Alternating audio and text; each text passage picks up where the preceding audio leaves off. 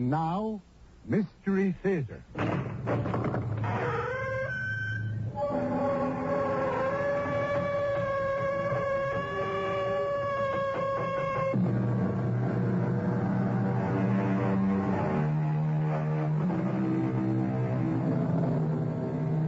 Come in. Welcome. I'm E.G. Marshall. I would like to ask a question to which I tell you in advance I expect no answer. What is genius and where did it come from? Genius is very rare. That much we do know. It is elusive and not immediately recognizable. It cannot be purchased, nor can it be cultivated. So, rare, intangible, and not to be acquired by any means, then when is it and what is its source? Aware that I have asked the unanswerable, I present you now with the words of the Roman writer Plutarch, half a century before Christ. Genius is a deity. Where is my angel, Doctor? Your what? My angel. I'm lost without my angel. I don't think I quite understand. I thought I saw her sitting on my typewriter. But when I sat down to work, Doctor, she wasn't there at all.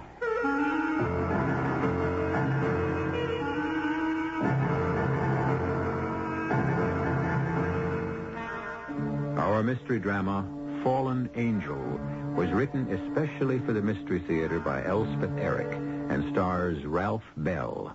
Something special.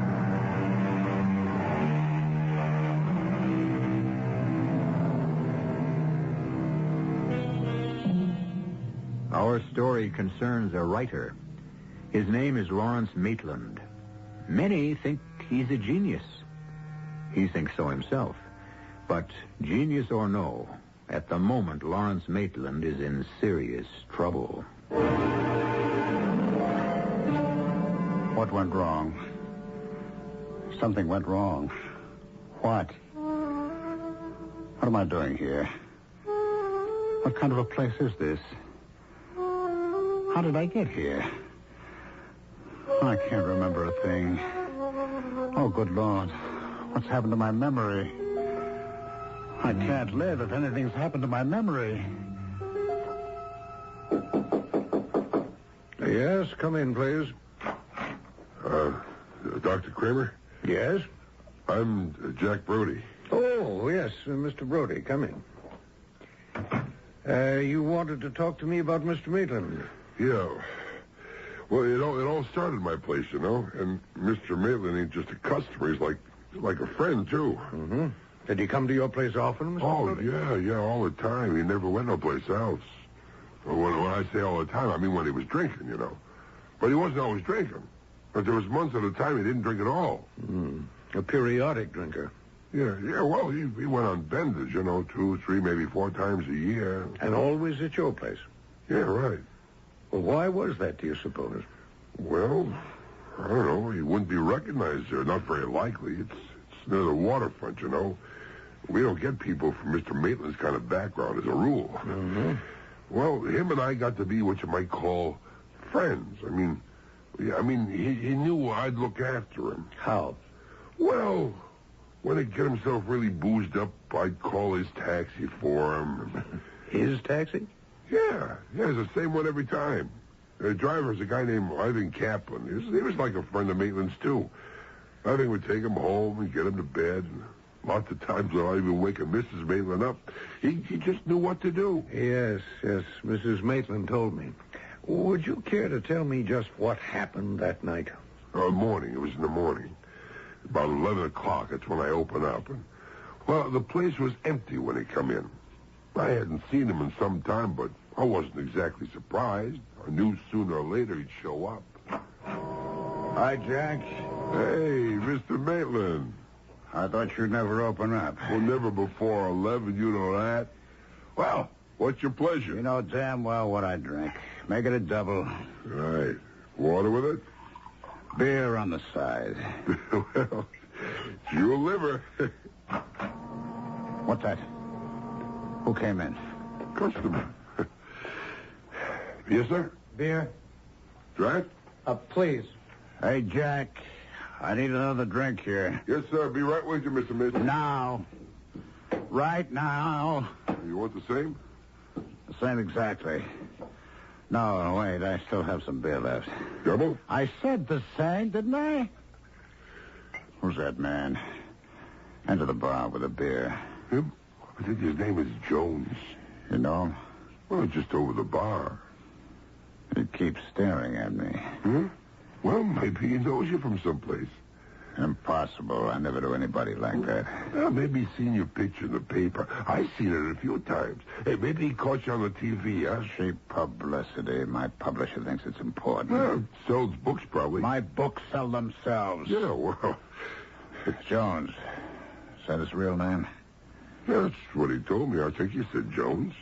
Don't you know? Oh, it's none of my business. He says his name is Jones. As far as I'm concerned, his name is Jones. Well, tell you, Jones, to stop staring at me. No, I don't think he's staring at you, Mr. Maitland. Look, what if he is? It don't mean nothing. That's what you think. Now he's getting up. Occasional beers, all he drinks. He's coming over here. Oh, Mr. Maitland, come He on. thinks he's going to start He anything. wouldn't do that. Well, how do you know? You don't even know him. Excuse me. Mr. Get him Jones. away from me. I was wondering if you'd care Get to him have away. a drink. No, Mr. Jones, You come on. dirty little punk. I just Come on, wanted- tell me. I know what you want. I know all about you. Please. Disgusting. Let go of Oh, me. Mr. Maitland, come on. Come on, break it I'm up. going Break it to up. kill you. Please. You don't deserve to live. Hey, oh, what's that? Are you crazy? What'd you do that for? I had to hit him. He's a maniac. Well, he didn't hurt you, did he? I'm calling the police. Guys like that, I know their type. I'm getting the police. You keep him right here. He ain't going no place. He's passed out cold. Well, the Jones character was back in a flash with a cop. Mr. Maitland was okay by then. Well, pretty okay. Mm-hmm. He'd taken a cockeyed swipe at Jones, and Jones swings back, and he fell and hit his head. He talked plain enough, but he repeated himself a lot. Kept asking what happened? Yeah, just like in the movies. And where's my angel? Angel? Yeah. Naturally, I thought he meant his wife, so I went and phoned her. And meanwhile, they booked him at the station house for disorderly conduct, and Jones said he was going to sue for assault and battery. So Mrs. Maitland showed up. I thought she'd take him home, but she didn't. So she brought him to this place. Mm-hmm. Well, I think she did the right thing. Yeah, well, why not a hospital? He doesn't really need a hospital at this point. He's better off here. I can't get over the yellow sheets. Buttercup yellow. And with the sun shining on them, very cheery. Very... It's hard to be depressed on yellow sheets. Is that the idea? Am I in some kind of asylum? A mental institution? Oh, Lord. That'll make some kind of a headline. Lawrence Maitland, America's foremost novelist, confined to a mental institution. But how? Why? Who did it to me? Who put me here? Pauline? Oh, why would Pauline do that? She's got no reason. No reason. Except to get rid of me. Oh, yes, there's always that. That would be the reason. Yes? Who is it? Good morning, Mr. Maitland. Who are you? I'm Dr. Kramer. Max Kramer. How are you feeling? I feel fine. What is this place? Some kind of a nut house? Who put me here? It's a sanitarium. Your wife brought you here after a minor fracas in a barroom and a brief appearance in front of a judge. I've been in jail? Only very briefly. For what? Oh, creating a disturbance and assaulting a man who threatens to sue you. What man? I only know his name is Jones. How do you know that much? The bartender told me. Jack Brody, you talk to Jack? He seems to know you quite well. I do all my drinking at Jack's. Why? There are more attractive places. Jack's my friend. He looks after me. Why should anyone have to look after you? Sometimes I drink too much. Not often, but sometimes. Rest of the time, I don't drink at all. I'm not an alcoholic, in case that's what you're kicking around in that candy little brain of yours. I do not have a drinking problem. It's just that once I take a drink, I can't stop. Oh, I see. What are you smiling at? Well, you've just handed me an accurate description of an alcoholic. One for whom a single drink is too much and 100 not enough. Well, that about sums it up, I guess. Well, go ahead. Ask me. Ask you what? Why do you drink, Mr. Maitland? You who have everything. Talent, even genius, success, acclaim, looks, charm. Do you have charm? Well, a certain amount. Don't I? Well, women seem to think so. That must be very gratifying. Not that I take advantage of it. I don't. Because I happen to have a very beautiful, very exceptional wife. You'll see when you meet her. Mrs. Maitland and I have already met. You have? Yes, she's the one who put up bail for you and brought you here. She's been here every day. Well? Well, what? Isn't she everything I said? And very clever, besides? Well, we've only talked, she and I, half a dozen times, and mainly about you. Well, she could tell you a lot, if she wanted to. About why you drink too much? About lots of things. I'd rather you told me. I drink when I can't write. When my angel deserts me. When she's with me, I write. When she won't come near me, I don't. I drink. Your wife didn't give me that impression at all. Well, what does my wife know about it? Well, you said when she's with you. My angel isn't my wife, Doctor. Is that what you thought? Well, the way you talked about her, I'm sorry. My angel... Well, she's my angel. Created by God. Or don't you believe in God? Well, let's keep talking about what you believe.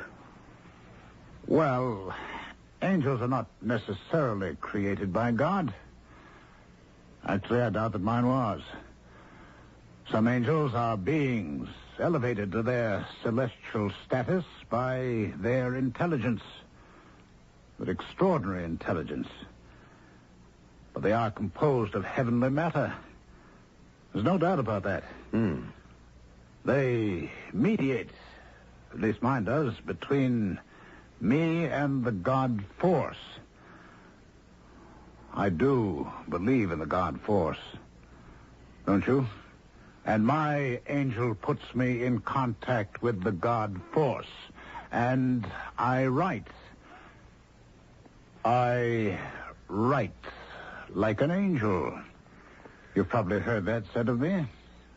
Or read it someplace. I don't do a lot of reading outside my own specialty. And what specialty is that, pray tell? Psychiatry. Oh. Would you like to analyze me, Dr. Kramer? Would you be interested in being psychoanalyzed? Not if it would take away my genius. I don't think it would do that. Well, it's supposed to make you normal, adjusted, able to integrate with the group. Isn't that the idea? No. It's supposed to help you make the best possible use of whatever abilities you have. I have the ability to write. And I write. Like an angel. Sometimes. When my angel is with me. Other times you drink to excess. And you think you could find out why I do that? I think together we might be able to find out. I'll think about it. If it worked, I wouldn't need my angel anymore. Perhaps not. Or perhaps you'd give her another name. I'd like to be able to write whenever I felt like it. Writes well, I mean. Would you like to have a typewriter sent up to your room? What good would a typewriter do till my angel comes back? Well, perhaps I should have one sent up anyway, just in case. If you want to. No. By the way, Yes? you said my wife had been to see me? Yes, every day. Today? She's downstairs right now. Would you like to see her? I think so. Well, I'll ask her to come up. Oh, doctor, Yes? are you in love with my wife? Am I what? It's a simple question. Are you in love with Pauline? That's my wife's name, Pauline. Are you in love with her? I'll ask her to come up. He is, of course. But is Pauline in love with him?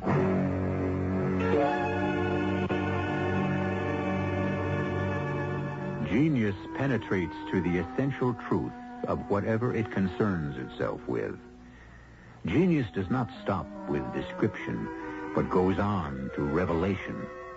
It paints or composes or puts into words truths that lesser mortals could never discover by themselves. Is our protagonist, Mr. Lawrence Maitland, a genius or no more than a talented writer? I'll be back shortly with Act Two.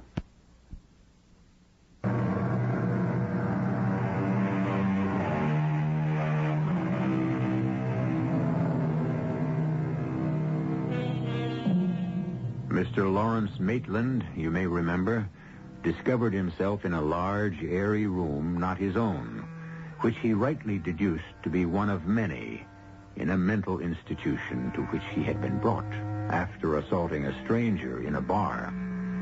Dr. Max Kramer, chief psychiatrist of the asylum, after a friendly chat with his new patient, was startled to be asked if he, the doctor, was in love with the patient's wife. Doctor, Mrs. Maitland? how is Lawrence today? Better. Much better. Oh, I'm so glad. He can go home if he wants to. Really? Only I hope he doesn't want to. Why do you say that? Because I couldn't guarantee that what happened in Jack's bar wouldn't happen again. And perhaps again. But why did it happen? I mean, to hit a man who'd never done him any harm, a man he didn't even know. Mrs. Maitland, there are no easy answers. Oh, I know that. Everybody says I know that, but everybody goes on looking for easy answers. Yes, I'm sure that's true, but still But still, you'd like an easy answer. You're reading my mind, Doctor. Is your mind so different from other minds? No. But his is, Dr. Kramer. Lawrence has a mind that is, well, it's quite different. He knows things that other people don't know. Like what? Haven't you read his books? Well, I have meant to, but there's so much reading I must do. I haven't got around to Oh, it. but you must. They're like revealed truth. Like the best parts of the Bible, if I'm not being profane. Not to me, you're not. Well, I'd read all his books before I met him.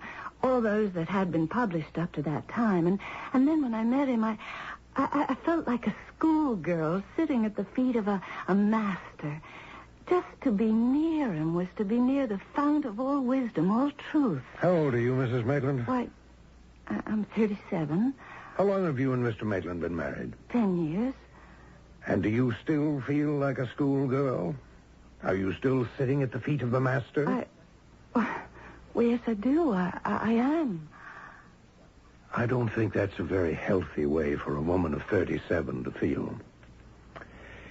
I think a woman of 37 should have formulated her own thoughts about wisdom and truth. Well, I never thought I never tried. I mean, I don't really know anything. You know a great deal. I don't know why you say that. Really, Because everyone knows a great deal. I'm not trying to flatter you. Everyone knows a great deal until he or she starts taking the word of someone else on faith. That's when the intelligence falters, when we start believing what's told us instead of what we feel to be true. Well, I think I see what you mean. Well, now, we were talking about your husband, weren't we? He can go home if he wants to. Does he want to? He seemed somewhat interested in being psychoanalyzed. Really? We've never been interested before. Quite the contrary. Well, I can't say how serious he is about it now. But the incident in the bar, the fact that the man, Jones, I think his name is suing him for assault and battery, it puts a different light on things. Or it should. Of course, he has something the rest of us don't have.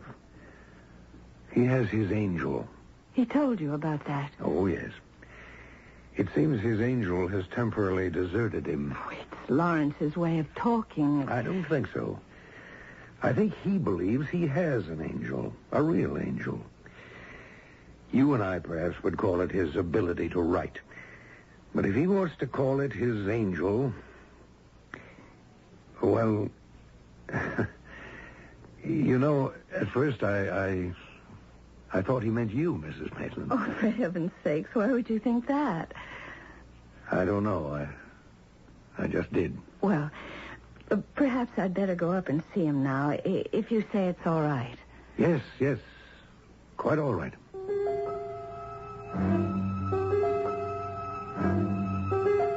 What did Pauline tell him about me? That I'm a rotten husband? A worse lover? She could have said anything, true or not true. Told him everything I've ever said, everything I've ever done. Would she do that? The very intimate things? Oh, not likely. Not Pauline. Not that she'd be trying to spare me. She'd be trying to spare herself. Pauline can't stand truth. Not the way I can. Pauline, may I come in? If you dare. Welcome to the crazy Oh, room. now, Lawrence. Oh, we don't say crazy anymore. We say disturbed, don't we? Neurotic? Dr. Kramer says you're much better. Oh, he does. Dr. Kramer says, does he? Well, he says that you can come home if you want to. Does Dr. Kramer say that? Yes. Any other little quotes from Dr. Kramer you'd like to give me while you're here? Lawrence, please. He's your doctor. And what's he to you? What? The very same as he is to you. Your doctor. A very good doctor who's trying to help. That's all? Of course that's all. Are you in love with him, Pauline? With the doctor? With Dr. Kramer? Yes, with Dr. Kramer. Of course not. I already know that he's in love with you. But you don't know anything of the sort. But I can't tell if you're in love with him until I see you together. Then I'll know. Well, I can tell you right now. Maitland? Yes, what? It's me, Jack Brody. What do you want, Jack? I got them for you. What? The doctor asked me when I bring it up. What is it? Lawrence, ask him to come in. He's heavy. Can I come in? Okay, come in. He weighs a ton. What? It's a typewriter. Where should I put it? Here, this bureau ought to hold it. Okay. The doctor said take it right out of his own office. It's his. There you are. Wasn't that nice of the doctor? I'm Mrs. Maitland. Oh, I'm Jack Brody, a friend of your husband's. A very good friend, I know. Yeah, well, you think maybe you'll write something, Mr. Maitland? Well, it might be the best thing in the world for you, darling. You knock off a masterpiece, huh? Could happen. But maybe we ought to leave the room, Mr. Brody. Yeah, maybe we ought to. Nice to have met you, Mrs. Maitland. Well, I'm very glad to have met you, Mr. Brody. Yeah, unfortunate circumstances and all that. You coming too, Miss Maitland? I might as well. Now, Pauline, wait. Don't go. Well, all right, dear. This is for you. You want me to read it now? Take it. Well, as a rule, he never wants me to read anything until it's finished. It's finished. Take it. Lawrence! What's the matter, Miss Maitland? You didn't... Well, you couldn't have written this, not you. You couldn't have. I won't believe it. Let me see it. Don't tear it up. Let me see it. You've never written like this before, never. We were standing right here. With this is... You wrote this stuff for your wife? This is gutter stuff. He couldn't have meant it. It's disgusting. It's vile. I never read anything so repulsive. It's not like him. He's sick. He's worse than sick. He's rotten. He's decayed. No, he's ill. Whatever. Listen, Mr. Maitland, let me tell you something. Don't you ever set your foot inside my bar again. You hear me? You understand what I'm saying? I don't want you in my place ever again. You don't mean that, Jack. I mean it. You show your face and I'll smash it in. You're my friend, Jack. No more. I was your friend, but no more. Now, you stay away from me. Well, where am I supposed to go? You really want to know? Huh? I have to go someplace. I have to have some... No, Jack, don't turn against me. Don't stop being my friend. I already stopped. Any man can write that rotten stuff and show it to his wife. Boy, and you call yourself a genius? Well, what am I supposed to do? Who's going to help me? There's only just one. And she won't. Darling, I'm going to get Dr. Kramer. He'll know what to do. I'll be right back. Where's my angel? Where did she go? She left me. And now they're all leaving me. All against me. All hating me. Why do they hate me so much? Because I have genius and they haven't? But that's not my fault. I didn't ask to be the way I am. It's not my fault that everyone's against me. Pauline's gone. Jack's gone. Everyone's gone. I'm alone. All alone. And my angel... Will I ever see her again? Now, who's that? May I come in? No. No one may come in. It's Pauline. It's Dr. Kramer, Mr. Maitland. Pauline, I want to explain to you about what I wrote on that piece of paper. Don't hate me for it. I don't want everyone to hate me. Anyway, not you, Pauline. Let me explain why I did what I did. Go on, tell me. You see, as soon as I saw the typewriter, I thought my angel was sitting on the carriage return lever. You know, the way she used to. You remember Pauline? I don't think I do. Tell me. Well, maybe you never saw her, but certainly I've told you often enough. Oh, really, Pauline? I'm not Pauline, Mr. Maitland. Don't you know that? Pauline, it looked like my angel. At least I thought it did, and, oh, I was so relieved. She's come back to me, and now I can go on living. And so, you see, I started to type. You and Jack were still in the room. I remember that, but it didn't bother me. You were making small talk. It didn't matter. My angel and I were working together, you see? You do see, don't you, Pauline? Go on. And then you screamed at me. Did I? Oh, you know you did. And then Jack grabbed the paper out of your hand, and then he told me never to go near his place again. That's what I couldn't believe, Pauline, that Jack would turn against me. Now, you know what I've decided, Pauline? Tell me. That wasn't my angel who came and sat on the return lever. No. Oh, no. Now, listen, Pauline, that was the fallen angel. An angel who has fallen out of favor with God. An angel who has allied himself with Satan. Fallen angels are destructive, Pauline. Completely destructive. And this one means to destroy me.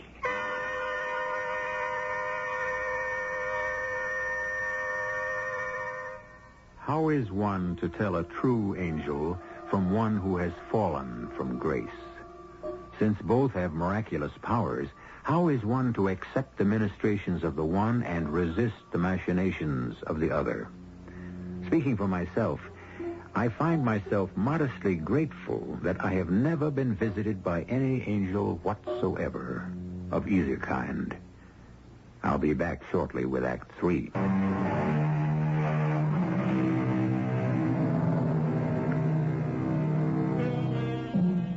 When we left Lawrence Maitland, he was explaining to Dr. Max Kramer, psychiatrist, why he had written a page of obscene prose and handed it to his shocked and horrified wife. While his explanation may have sounded bizarre to the psychiatrist's ear, no less bizarre was Maitland's conviction that he was talking not to his doctor, but to his wife. However, several days have now passed. Yes, Jan? Oh. Well, ask Mr. Jones to step into my office, please. Mr. Jones. Now, why would he... Mr. Jones? Dr. Kramer? Yes. Come in, please. Thank you. Have a chair. Thank you. My girl said you wanted to see me about Mr. Lawrence Maitland. Well, they told me at the police station he was here. Yes, he is. How is he? Ooh, coming along? I'm glad of that. He's such a very great writer. So I'm told by many people, including Mr. Maitland himself. But you didn't come here to discuss Mr. Maitland's literary gifts? No, of course not. I came to tell you about that the most unfortunate incident at Jack's bar. Has he told you why he took a swing at me? No, he hasn't. Possibly he doesn't know. Possibly. But I know. Yes? He thought I was about to make a homosexual advance. Oh. Definitely. And I wasn't. Oh. Although I am a homosexual. Yes, I see. You see, I work as a bank teller, but most of my spare time is spent reading and sometimes writing, in a despairing sort of way. Why despairing? Well, because I don't think I'm really very good at it, and I don't suppose I ever will be. So when I saw Lawrence Maitland, the great Lawrence Maitland, sitting at the same bar at 11 o'clock in the morning, I thought, well, maybe if I could just talk to him for half an hour. I don't know what I thought, what I expected. Encouragement, maybe a pointer or two. I really don't know. But not what he thought I wanted. Well, was there anything else?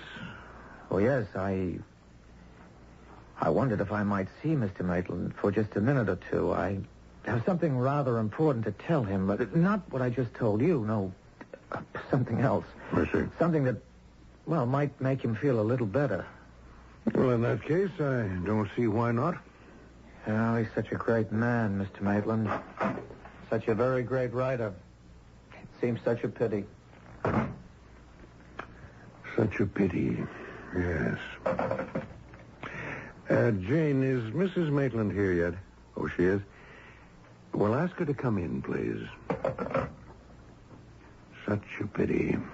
Oh, come in, Mrs. Maitland. Come in. Thank you. How is Lawrence? Much better. Oh, good. May I see him? There's someone with him now. Oh, not Jack from the bar. No. I didn't think so. Mrs. Maitland, I think it's about time I gave you some kind of diagnosis of your husband's condition. A very tentative one, you understand, but, well, let's call it an educated guess, all right? All right. Your husband is paranoid, Mrs. Maitland. Not chronically so, only intermittently. Do you know what paranoid means, Mrs. Maitland? Suspicious, feeling persecuted. Correct. Paranoia is a mental disorder characterized by delusions of persecution and of one's own greatness. Do you follow me? I think so, only you sound so... So what? So severe. I'm not used to... Well, never mind. I don't mean to sound severe. It's all right. But, Dr. Kramer, Lawrence is a great man. That's not a delusion. No one knows with exactitude what a great man is. Well, what's to be done, Doctor? I can't just abandon him. Well, psychoanalysis might help. Would he do that, do you think? He might. Should I talk to him about it? It's better that I should. I wouldn't know what to say, really. I'll talk to him as soon as his present visitor leaves. You never told me who his visitor is. I can't imagine who'd come to see him, who'd even know that he's here. It's the man Jones. The man he tried to knock down in Jack's bar. Who is it? May I come in, Mr. Maitland? Who are you? I'm Jason Jones, Mr. Maitland. Who? From the other night, a couple of weeks ago. Jack's bar? I took a swing at you. Yes, you did. I must have been drunk. Not so very. Well, sit down if you want to. Oh, thank you. What can I do for you? Well, I don't know exactly. Teach me how to write? In one afternoon? I was only kidding. Not in a lifetime. Matter of fact, I'm having a little trouble right now with my own writing. You see, my angel's gone away. Who? Who's gone away? My angel. The one who sits on my typewriter. Oh. You want to write? Get yourself an angel. And how do I go about doing that? Lord knows. They come when they please. And they go when they please. Mine has gone. I've dropped the charges against you for assault and battery. I'm not going to bring suit. Well, that's damn nice of you, Jones. Thank you. I don't think a man of your greatness should be dragged into court. I quite agree. So, well, that's about all. I just wanted you to know. I don't want to tire you. It's quite all right. Come back again sometime. Thank you. Mr. Maitland, if I might make a suggestion? Yes, go right ahead. Don't be afraid of people like me. I mean, if we want to buy you a drink in a bar or talk to you, don't be afraid. Afraid? What's he talking about? Afraid of what? Afraid of somebody like him? People like him? Well, what's there to be afraid of? Now, who is it? Dr. Kramer. Oh, you. Come on in. You, talk to Jones? Yeah. He's dropping charges against me. Very nice of him. I thought so. I thanked him. Next time, the man you hit may not be so obliging or so admiring. What next time? It may very well happen again. It never happened before. The disease hadn't progressed that far. What disease? Paranoia. A progressive disease. You mean it gets worse? Inevitably. Well, what do I do about it? Well, there are various things, but in your case, I believe I'd suggest psychoanalysis. We talked about that before. I think it might help you a great deal. Okay. When do we start? We? You and I. When do we start analyzing why I do the things I do? Not you and I, Mr. Maitland. Why not? Well, the patient must feel sure that he likes the analyst. I mean by that he has no immediate, no instinctive antagonisms toward the doctor. I have no antagonisms toward you. Yes, but So what's holding us up? I can't accept you as a patient. Why not? Because Now, you've got to give me a reason. You can't just brush me off. I'm in love with your wife. Uh-huh. I don't know how or when or why it happened, but it happened. I was right. When you asked me, did I love your wife, it was not true then. It came later. It was true then. I knew because I am Lawrence Maitland, and I know these things. Doctor, I'd like to be alone for a while, if you don't mind. Of course. We'll talk more later. Perhaps we will. Perhaps. Goodbye, Doctor. Goodbye. If you need to talk to me... I don't think so. Well, in that case... What was that? What was what? I thought I heard something. Oh, did you hear her, too? Her? My angel. She's back. She is? Can't you see her? She's sitting on the typewriter.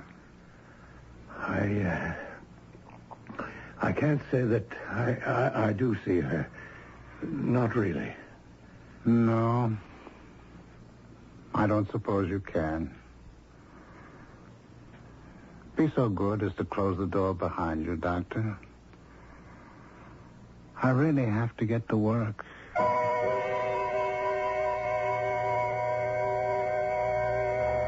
Tell me, John Matthias, someone is supposed to have said to the man who came to be called St. John of the Cross, how do you write your wonderful canticles? To which the poet-priest replied, sometimes God helps me, and sometimes I do it by myself. If the true men of genius can give no more satisfactory answer than that, what in the name of heaven can you expect of me? I'll be back shortly. The entire production was under the direction of Hyman Brown. This is E.G. Marshall inviting you to return to our Mystery Theater for another adventure in the macabre. Until next time, pleasant dreams.